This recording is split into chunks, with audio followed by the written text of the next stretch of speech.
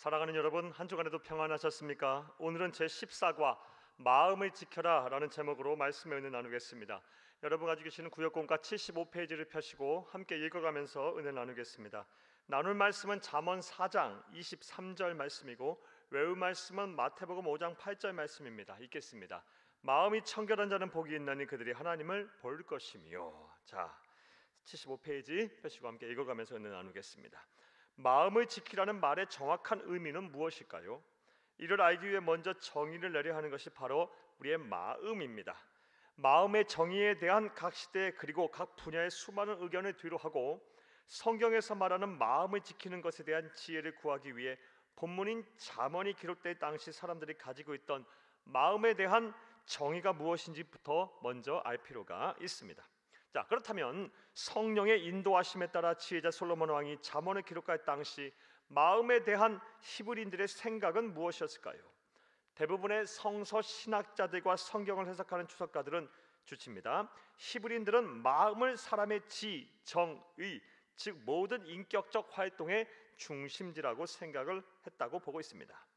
다시 말해 성경이 기록될 당시 사람들은 지식을 배우고 깨달으며 저장하는 것도 마음이고 슬픔과 기쁨 등의 감정을 느끼는 장소도 마음이며 말과 행동을 실행하는 의지적 결단을 하는 것도 마음이라고 여겼다는 것입니다.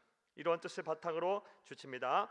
마음을 지키라는 말의 의미를 다시 정의 내린다면 이는 우리의 모든 생각도 조심하고 감정도 잘 통제하며 나아가 의지적인 결단도 바르게 해야 한다는 말입니다. 까지 주칩니다. 이러한 이해를 바탕으로 우리가 왜 마음을 반드시 지켜야만 해야 하는지에 대해 좀 더 구체적으로 살펴보겠습니다. 자, 이제부터 주칩니다. 왜 우리는 마음을 반드시 지켜야 할까요? 오늘 전체 내용에 대한 문제제기입니다. 첫째로 주침에서 함께 읽겠습니다. 우리의 마음이 쉽게 상처를 입기 때문입니다. 그래서 우리는 우리의 마음을 반드시 지켜야 합니다. 에레미야서 17장 9절 말씀에 만물보다 거짓되고 심히 부패한 것은 마음이라 누가 능히 이를 알리오마는, 여기서 부패한이라고 번역한 시브리어 원어는 아나쉬로 쉽게 낫지 않은 상처나 고통을 말합니다. 이러한 원어의 의미를 살려 다시 번역하면 하나님이 창조하신 그 어떤 만물보다 우리의 마음이 쉽게 상처나 고통을 받는다라는 것입니다.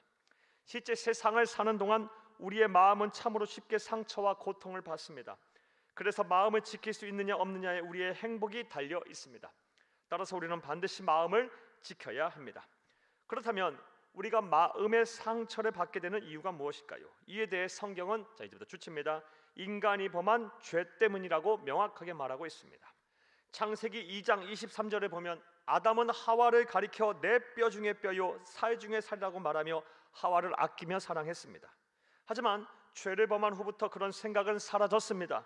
오히려 자신이 지은 죄에 대한 책임을 하와에게 전가하며 그녀의 마음에 상처를 주었습니다. 아담이 이르되 하나님이 주셔서 나와 함께 하신 여자 그가 그 나무 열매를 내게 주므로 내가 먹었나이다. 창세기 3장 12절 말씀입니다. 이처럼 인간이 죄를 범한 이후부터 하나님의 형상이 파괴가 되고 마음이 부패해져 다른 사람의 마음에 상처를 입히고 또 쉽게 마음의 상처를 받는 것입니다. 자, 그러므로 이제부터 주칩니다. 마음의 상처를 쉬이 받지 않고 마음을 지키려면 죄의 문제부터 해결해야 합니다. 그래서 주쳐놓습니다. 즉 예수 그리스도의 십자가 앞에서 어린아이처럼 떨며 참회해야 하고 새로운 피조물로 거듭나야 합니다. 그래야 우리의 마음이 하나님의 형상, 하나님의 마음으로 회복될 때 비로소 세상을 사는 동안 마음을 온전히 지켜내는 것이 가능해집니다. 둘째로 주침에서 함께 있습니다. 우리의 마음은 성령님이 거하시는 장소이기 때문입니다. 그래서 주쳐놓습니다. 우리의 마음을 지켜야 하는 또 다른 이유는 우리의 마음이 바로 성령님께서 거하시는 장소이기 때문입니다. 그리스도인들의 마음을 지켜야 하는 또 다른 이유는 마음이 성령이 계시는 장소이기 때문입니다. 고린도전서 3장 16절 말씀입니다. 너희는 너희가 하나님의 성전인 것과 하나님의 성령이 너희 안에 계시는 것을 알지 못하느냐. 예수님을 그리스도로 믿어 구원을 받은 그 순간부터 우리의 마음은 삼위일체 하나님이신 성령님이 거하시는 장소가 됩니다. 그리고 찾아오신 성령님과 함께하면 마음의 강같은 평화가 샘솟는 기쁨이 있어 삶이 천국이 됩니다. 그러므로 우리는 반드시 마음을 지켜내어 성령님이 온전히 거하시고 일할 수 있도록 해야 합니다. 무명한 자 같으나 유명한 자요 죽은 자 같으나 보라, 우리가 살아있고 징계를 받은 자 같으나 죽임을 당하지 아니하고 근심하는 자 같으나 항상 기뻐하고 가난한 자 같으나 많은 사람을 부유하게 하고 아무것도 없는 자 같으나 모든 것을 가진 자로다. 고린도후서 6장 9절에서 10절 말씀입니다. 이는 성령님을 마음에 잘 모시고 살면서 마음을 지켰던 사도 바울의 고백입니다. 그는 도저히 기뻐할 수 없는 상황 속에서도 감사하고 있고 도저히 기뻐할 수 없는 상황 속에서도 기뻐하고 있습니다. 나아가 도저히 만족할 수 없는 상황 속에서도 만족해하고 있습니다. 그의 마음이 천국이 된 것입니다. 그리고 이것이 가능했던 이유가 바로 주칩니다. 그가 자신의 마음 안에 거하시는 성령님을 온전히 의지하면서 성령님이 이끄시는 대로 순종하며 마음을 잘 지켰기 때문입니다. 자, 또 셋째로 우리가 왜 마음을 지켜야 할까요? 우리의 마음은 생명의 근원이기 때문입니다. 주치면서 함께 읽겠습니다.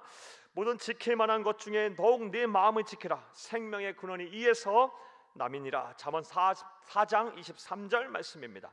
본문을 보면 성령의 감화 감동을 받아 잠언을 기록한 지혜자 솔로몬 왕은 우리가 반드시 마음을 지켜야 하는 이유로 마음이 생명의 근원이기 때문이라고 말하고 있습니다. 마음이 생명의 근원이라는 말의 의미는 그렇다면 무엇일까요? 이에 대한 해석은 크게 두 가지입니다. 먼저 주칩니다. 마음이 모든 신체 기관 활동의 출발점이라는 것입니다. 잠언이 기록될 당시 고대 히브리인들은 마음과 육체가 연결되어 있다고 생각을 했습니다. 이것은 현재에도 마찬가지입니다. 우리 중 그 누구도 마음과 육체가 완전히 무관하여 개별적으로 작동한다고 말할 수 있는 사람은 없습니다. 따라서 하나님이 우리에게 선물하신 육체적인 건강을 지키기 위해서도 반드시 마음을 지켜야 합니다. 마음이 생명의 근원이라는 또 다른 해석은 주칩니다. 마음이 우리 인생의 성패를 결정짓는 시작점이라는 것입니다. 사람은 마음 먹은 대로 말하고 행동하는 법입니다. 즉 악한 마음을 품으면 악한 행동을 하는 악한 사람이 되고 선한 마음을 품으면 선한 행동을 하는 선한 사람이 되는 법입니다. 야고보서 1장 15절 말씀입니다. 욕심이 잉태한즉 죄를 낳고 죄가 장성한즉 사망을 낳느니라. 마음을 지키지 못해 욕심을 마음에 품으면 그 욕심대로 죄를 짓게 되고 인으로 인한 죄의 끝은 결국 하나님의 심판을 받아 영원한 사망에 이르는 것입니다. 그러므로 우리는 우리의 인생의 방향과 결과를 결정하는 마음을 잘 지켜야 할 것입니다. 여기에 우리의 인생의 성패가 달려 있습니다. 사랑하는 여러분, 지금까지 우리는 우리가 지켜야 할 마음이란 무엇이며 왜 우리가 그것을 지켜야 하는지에 대해 살펴보았습니다. 자, 이제부터 괄호합니다. 오늘 전체 내용에 대한 요약의 말씀입니다. 성경에서 말하는 우리가 지켜야 할 마음이란 우리의 생각, 감정, 의지 모두를 말합니다. 그것을 반드시 지켜야 하는 이유는 먼저 하나님이 창조하신 만물 중에 마음만큼 쉽게 상처를 입는 것이 없기 때문입니다.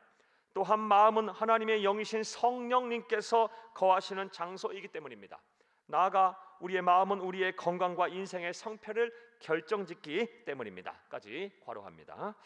부디 말씀을 들으시는 모든 분들이 마음을 잘 지켜 하나님이 주신 아름다운 세상에서 주님과 더불어 참된 행복과 건강을 누리며 살기를 간절히 주의 이름으로 축복합니다. 할렐루야.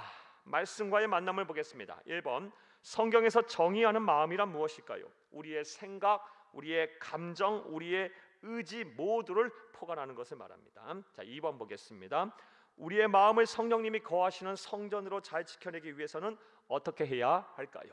먼저 우리의 마음 안에 거하시는 성령님께서 온전히 불편함 없이 거하시도록 우리의 몸과 마음을 성결하게 유지해야 합니다.